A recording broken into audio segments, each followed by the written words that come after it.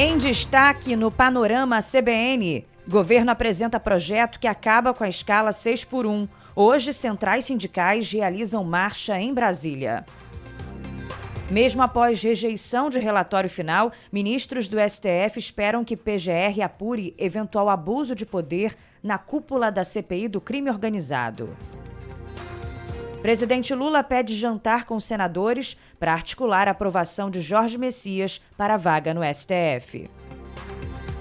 Donald Trump diz que a guerra contra o Irã está muito perto do fim. Panorama CBN.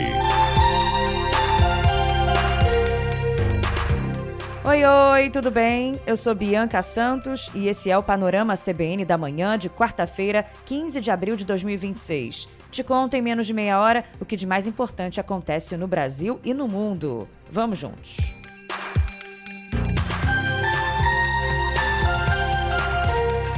Começo te contando que as centrais sindicais realizam hoje em Brasília uma marcha para levar ao presidente Lula uma pauta de reivindicações trabalhistas. Os líderes do movimento também pretendem se reunir com os presidentes da Câmara, Hugo Mota, e do Senado, Davi Alcolumbre. Entre as reivindicações estão a regulamentação do trabalho por aplicativo e o fim da escala 6x1. Ontem, Lula enviou ao Congresso, em regime de urgência, um projeto de lei que acaba com a escala de 6 dias trabalhados por 1 de descanso. O texto prevê a redução do limite de jornada de trabalho semanal de 44 para 40 horas e reduz a escala de 6 para 5 dias de trabalho com 2 dias de descanso remunerado. Na prática, isso leva à adoção do modelo 5x2. Segundo o governo, os dias de repouso poderão ser definidos em negociação coletiva, respeitando a peculiaridade de cada atividade. Segundo a Presidência da República, ainda, atualmente, cerca de 14 milhões de brasileiros trabalham na escala 6x1. Desse total, 10% são trabalhadoras domésticas. O texto possui abrangência ampla e alcança domésticos, comerciários, atletas, aeronautas, radialistas e outras categorias abrangidas pela CLT e leis especiais. O envio do projeto foi acertado durante um almoço no Palácio do Planalto entre Lula e o presidente da Câmara. Apesar do acordo, Hugo Mota não abriu mão da PEC sobre o assunto que já tramita na casa e disse que ela será analisada hoje na Comissão de Constituição e Justiça. O presidente Lula, claro, defende o projeto dele e, numa entrevista ao canal Brasil 247, falou melhor sobre o que ele acredita a respeito do fim da escala 6x1. Não é possível que a gente está quase 60 anos trabalhando 8 horas por dia.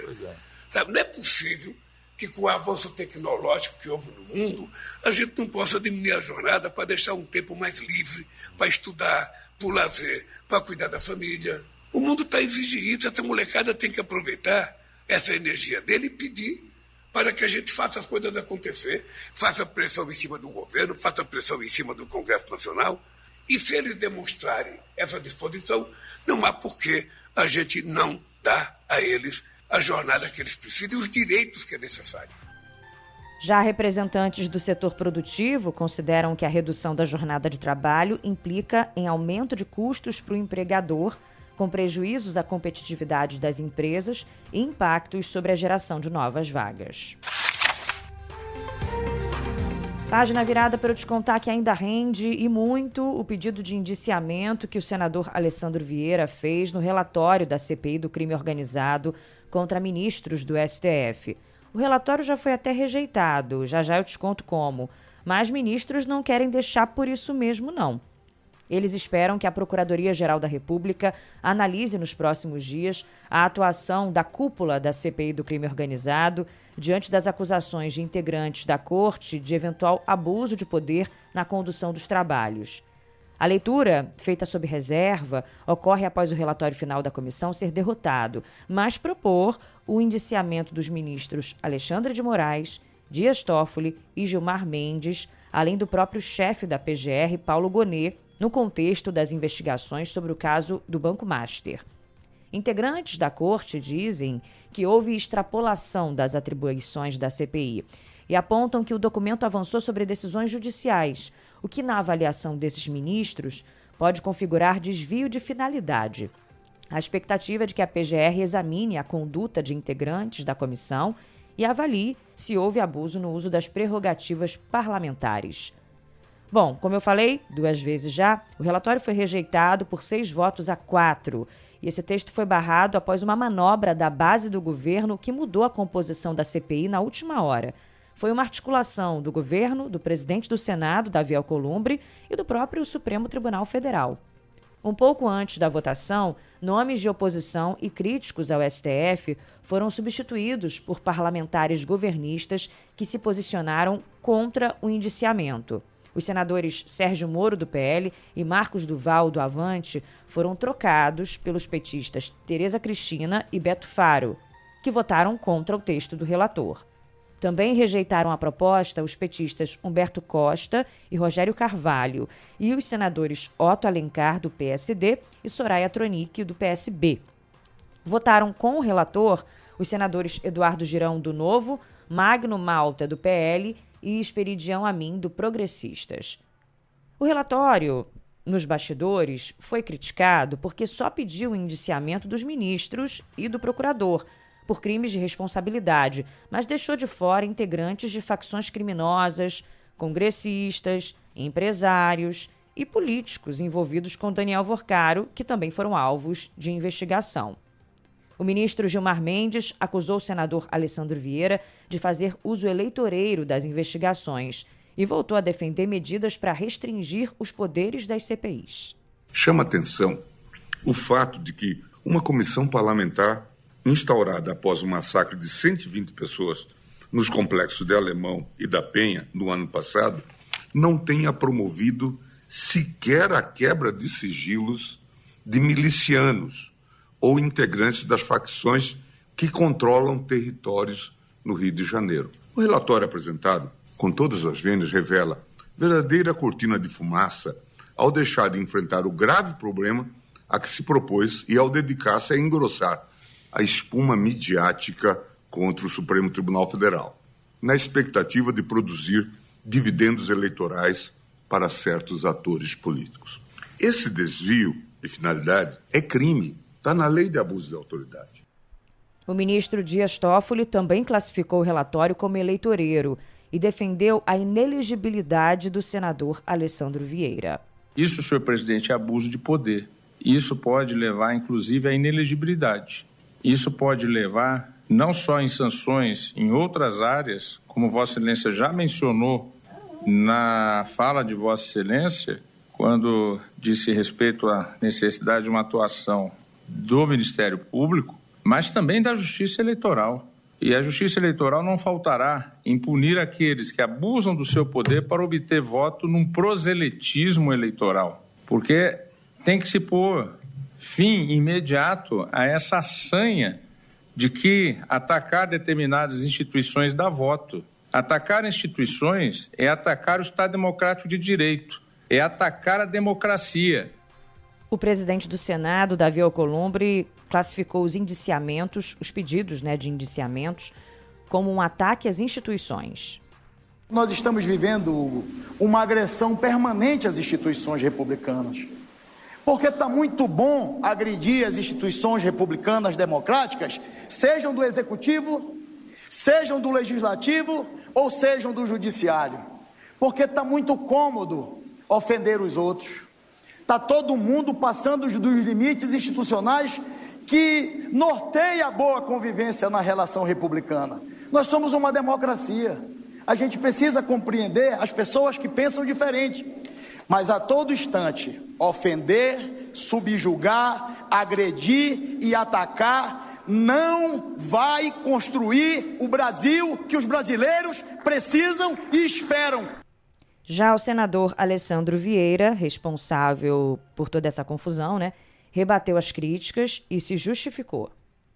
As pessoas que estão sentadas na Suprema Corte não são donas do país. Elas têm o direito de falar por último sobre o direito, sobre a lei. E se espera sempre que o façam baseados no melhor interesse da Constituição. Mas já de há muito se habituaram a atravessar a rua, a interferir nessa casa, a interferir na casa vizinha, a fazer manifestações que são de cunho claramente político e também, infelizmente, mais recentemente, a usar da ameaça como expediente. E aí eu tenho a obrigação de apontar com clareza. Eu não me curvo à ameaça. Logo depois da rejeição do relatório da CPI do crime organizado, o presidente do STF também se manifestou. Ele disse que se solidarizava com os ministros mencionados no texto. Edson Fachin falou que o STF repudia de forma enfática a indevida inclusão e o alegado envolvimento dos ministros Alexandre de Moraes, Dias Toffoli e Gilmar Mendes. E assinalou que desvios de finalidade temática das CPIs enfraquecem os pilares democráticos e ameaçam os direitos fundamentais de qualquer cidadão. Agora, uma nota rápida sobre o caso Master. O nosso colunista do Globo e da CBN, Lauro Jardim, está contando que a defesa de Daniel Vorcaro está sentindo dificuldades nas negociações com a Procuradoria-Geral da República para conseguir a delação premiada. A avaliação é de que a PGR está endurecendo além da conta. E, segundo a apuração do Lauro Jardim, a impressão é de que as pressões do meio político e do governo são uma realidade. Agora eu desconto que o relator do processo de indicação de Jorge Messias a uma vaga como ministro do Supremo Tribunal Federal apresentou parecer favorável. O senador Everton Rocha, do PDT do Maranhão, disse que o advogado-geral da União atende a todos os requisitos exigidos pela lei para ser ministro do STF. Messias passará por uma sabatina na Comissão de Constituição e Justiça do Senado no dia 29, quando terá o nome votado também em plenário. E para se tornar ministro do Supremo, ele vai precisar receber ao menos 41 votos favoráveis dos senadores, tá? Apesar de ter indicado Messias para o lugar do ministro Luiz Roberto Barroso em novembro, o presidente Lula só formalizou a mensagem ao Senado no início desse mês. O governo temia uma derrota, porque o presidente do Senado, Davi Alcolumbre, queria que o indicado fosse o senador Rodrigo Pacheco, de Minas Gerais. Agora, o presidente Lula continua se articulando. Ele pediu até a Davi Alcolumbre que organizasse um jantar com os senadores para intensificar o corpo a corpo a favor de Jorge Messias. Lula pediu que Alcolumbre reúna os senadores nesse jantar na residência oficial do Senado Federal. A indicação de Messias, que hoje comanda a Advocacia Geral da União, está sendo relatada pelo senador Everton Rocha, repito, na Comissão de Constituição e Justiça, repito também a data da sabatina, dia 29 de abril. E o deputado Odair Cunha, do PT de Minas, foi eleito pela Câmara para a vaga aberta no Tribunal de Contas da União, com a aposentadoria do ministro Haroldo Cedrais. O nome dele agora segue para o Senado, onde deve ser confirmado. Cunha recebeu 303 votos, bem mais do que os dois últimos indicados pela Câmara para o TCU. Jonathan de Jesus obteve 239 votos em 2023 e Ana Reis conquistou 222 apoios em 2011. Outros 4 deputados disputaram a vaga. Elmar Nascimento, do União da Bahia, teve 96 votos, Danilo Forte, do PP do Ceará, 27, e Hugo Leal, do PSD do Rio, 20 votos, além de Gilson Daniel, do Podemos do Espírito Santo, com 6 votos. O presidente da Câmara, Hugo Mota, se mobilizou para a eleição de Cunha em cumprimento a um acordo com o PT. E o ministro Cássio Nunes Marques vai tomar posse nos próximos dias na presidência do Tribunal Superior Eleitoral. Ele foi eleito para comandar a corte no lugar da ministra Carmen Lúcia, que, como eu falei, antecipou a saída para permitir rapidez na transição por causa das eleições de outubro. O vice-presidente do TSE será o ministro André Mendonça, os dois indicados pelo ex-presidente Jair Bolsonaro. O presidente Lula sancionou o novo plano de educação em uma solenidade no Palácio do Planalto. A lei estabelece o planejamento estratégico para a educação brasileira nos próximos 10 anos, para todos os níveis e etapas de ensino, da educação infantil à pós-graduação. Uma das medidas previstas pelo PNE, que eu já até comentei sobre ele aqui, é a ampliação dos investimentos públicos no setor para até 10% do PIB. A meta é considerada ambiciosa por especialistas na área. E o governo anunciou também novas medidas para tentar amenizar os impactos da alta do petróleo sobre o setor de combustíveis no Brasil. Uma delas é a ampliação do orçamento do programa Gás do Povo, que atende 15 milhões de pessoas de famílias de baixa renda. o preço de referência do botijão de gás de cozinha, que determina o valor do reembolso para os distribuidores, foi aumentado. O objetivo é estimular a adesão dos revendedores ao programa. O custo da medida é estimado em cerca de 300 milhões de reais. E uma nova pesquisa Genial Quest sobre as eleições presidenciais desse ano será divulgada logo mais. O levantamento foi realizado entre os dias 10 e 13 de abril, com 2.004 brasileiros entrevistados presencialmente em todo o país. A expectativa em torno dos números aumentou depois da divulgação recente da sondagem do Datafolha, que apontou pela primeira vez Flávio Bolsonaro numericamente à frente do presidente Lula. E ainda falando sobre eleições, o presidente nacional do PSDB, deputado federal Aécio Neves, do PSDB de Minas, convidou o ex-governador do Ceará, Ciro Gomes, que voltou a ser filiado ao partido recentemente, para ser candidato à presidência da República pela sigla. Ciro Gomes disse que recebeu o convite com surpresa e alegria e que vai avaliar. Ele falou também que estava construindo a viabilidade eleitoral para disputar o cargo de governador do Ceará em outubro, posto que já ocupou entre 1991 e 1994. Aécio disse que o partido tem 7 candidatos a governador, mas que isso não é suficiente para a responsabilidade que o PSDB tem para com o Brasil, e defendeu que o partido tenha um candidato à presidência.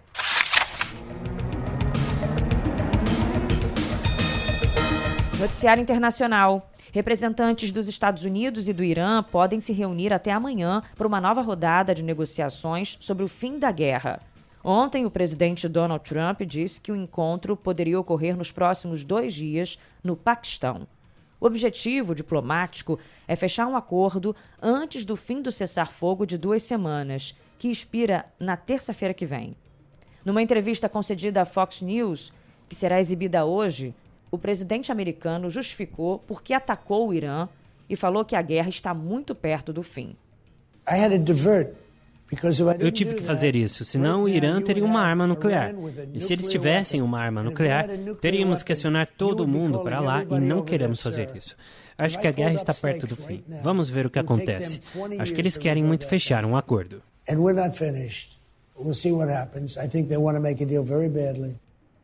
Enquanto isso, os militares americanos dizem que paralisaram completamente o comércio econômico de entrada e de saída do Irã por via marítima, com um bloqueio no Estreito de Hormuz. E países europeus estão discutindo um plano para reabrir a navegação no estreito, segundo informações do The Wall Street Journal. A proposta seria colocada em prática após o fim da guerra no Irã e não teria participação dos Estados Unidos. A ação inclui a formação de uma coalizão para enviar navios especializados na remoção de minas marítimas, além de outras embarcações militares, para garantir a segurança da travessia após um cessar-fogo. O presidente da França, Emmanuel Macron, confirmou a existência de um planejamento estratégico. E segundo a agência iraniana Fars News, o porta-voz do governo disse que as avaliações preliminares estimam os danos causados pelos ataques dos Estados Unidos e de Israel ao Irã em cerca de 270 bilhões de dólares. Ontem, o FMI alertou que a guerra no Irã vai desacelerar o crescimento econômico global, pressionar a inflação e aumentar o risco de uma recessão. O economista-chefe do fundo avaliou que a guerra e o fechamento do Estreito de Hormuz já trouxeram mais impactos no mercado global de energia do que a crise do petróleo de 1973. No caso aqui do Brasil, segundo o relatório, a guerra deve ter um efeito até positivo para a economia em 2026, especialmente porque o país produz e exporta petróleo e, com isso, arrecada mais dólares. O FMI aumentou a projeção de crescimento brasileiro em 2026 de 1,6% para 1,9% e ressaltou que o país é um grande produtor de energias renováveis e que isso atenua os efeitos da alta do petróleo. Nesta terça-feira, o dólar teve a 5ª queda seguida e fechou abaixo de R$ 5,00 pelo 2º dia consecutivo. Vamos acompanhar como é que vai ficar hoje, né? O Ibovespa ontem também voltou a bater recorde e está perto de quebrar a barreira dos 200 mil pontos.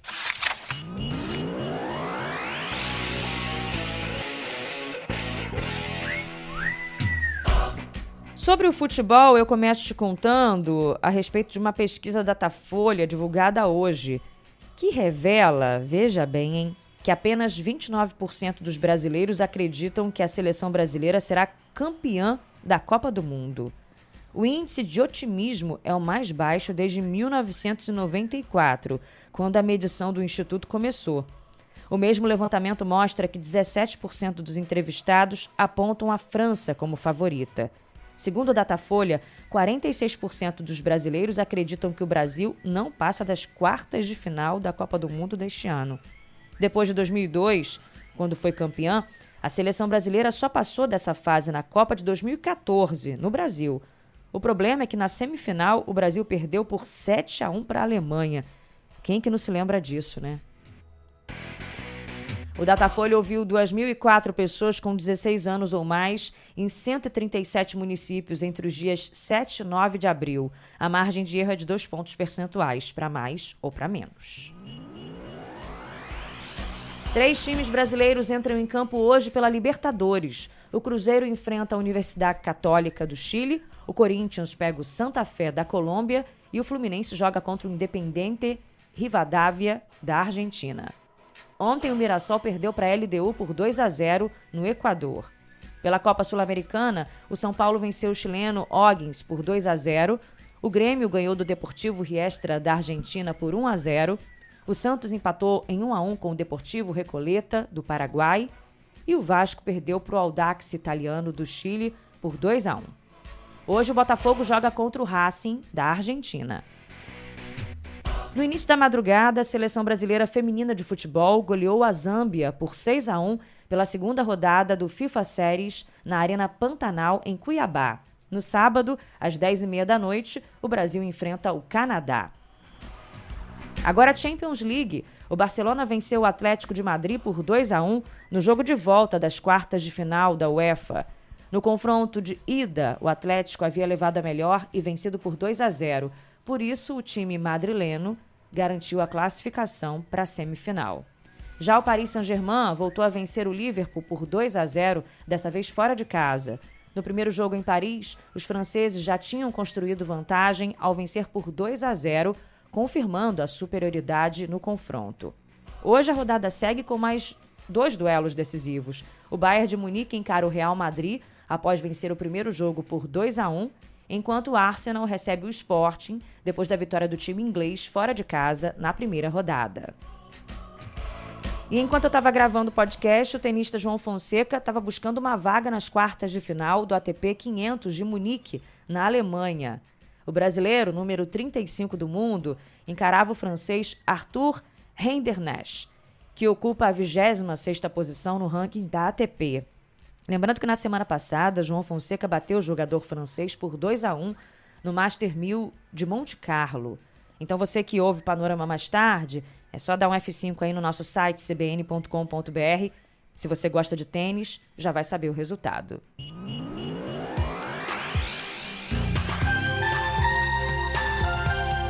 E vamos encerrando aqui o Panorama CBN da manhã desta quarta. Eu, nosso DJ Reginaldo Pires e o editor Edmilson Fernandes. Agradecendo muito a você também pela audiência, pela companhia. Manda lá o link, né, do Panorama por WhatsApp para todo mundo, para os amigos, familiares, todo mundo que quer ficar por dentro das principais notícias do Brasil e do mundo. Um beijo, não se esqueça do Panorama CBN da noite com Leandro Gouveia e até amanhã.